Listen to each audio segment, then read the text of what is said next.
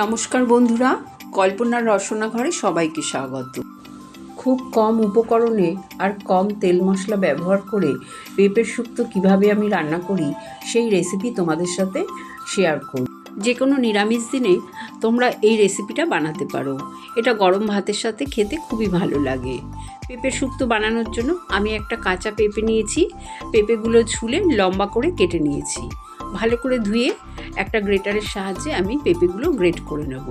সেই জন্যই আমি লম্বা করে কেটে নিয়েছিলাম, যাতে আমার গ্রেট করতে সুবিধা হয়। সবগুলো পেঁপে আমার গ্রেট করা হয়ে গেছে। আর গ্যাস অন করে আমি কড়াই বসিয়ে দিলাম।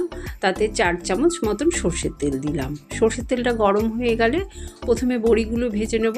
তাই বড়িগুলো দিয়ে লাল লাল করে ভাজা হয়ে গেলে আমি তুলে নিলাম। ওই তেলে আমি ফোড়নে দিয়ে দিলাম একটা তেজপাতা আর 1/4 চা চামচ রাঁধুনি, 1/4 চা চামচ সর্ষে। ফোড়নের গন্ধ বেরোলে আমি দিয়ে দিলাম 1/2 চামচ আদা বাটা। আদা বাটাটাও তেলের সাথে একটু নাড়াচাড়া করে তারপরে আমি গ্রেট করা পেঁপেগুলো দিয়ে দেবো। পেঁপেগুলো আমি সব দিয়ে স্বাদ অনুযায়ী নুন দিয়ে দিলাম আর দিয়ে দেবো 1/2 চামচেরও কম হলুদ গুঁড়ো। এই পেঁপের শুক্তোয় হলুদ গুঁড়োটা একটু কম দিলেই ভালো হয়। তাই আমি নুন আর হলুদ দিয়ে পেঁপের সাথে ভালো করে নাড়াচাড়া করে নিলাম।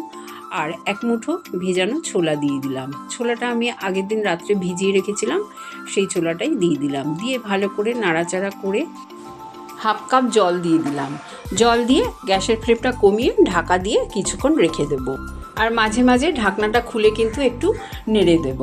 10-15 মিনিট পর আমি তোমাদের ঢাকনাটা খুলে দেখাচ্ছি। দেখো, আমার পেঁপে কিন্তু একদম মজে গেছে আর পেঁপে শুক্তোটা আমার রেডি হয়ে গেছে। ভেজে রাখা বড়ি আর 1/2 চামচ চিনি দিয়ে দিলাম। মিষ্টিটা কিন্তু তোমরা অবশ্যই একটু দেবে, তাহলে পেঁপের কষা ভাবটাও লাগবে না আর শুক্তোটা একটু মিষ্টি মিষ্টি হলেই খেতে ভালো লাগবে। বড়ি আর চিনি দিয়ে ভালো করে নাড়াচাড়া করে মিশিয়ে গ্যাসের ফ্লেম বন্ধ করে কিছুক্ষণ রেখে তারপরে আমি তোমাদের সার্ভ করে দেখিয়ে দিচ্ছি। এই পেঁপের শুক্তো কাউকে বলে না দিলে বুঝতেই পারবে না যে এটা লাউ শুক্তো খাচ্ছে না পেঁপে শুক্তো খাচ্ছে। আর এটা বাচ্চারাও কিন্তু পছন্দ করবে। রেসিপিটা যদি ভালো লাগে অবশ্যই কমেন্ট করে জানিও। চ্যানেলটাকে লাইক শেয়ার করো। নতুন বন্ধু হয়ে থাকলে সাবস্ক্রাইব করো। সুস্থ থেকো, ভালো থেকো।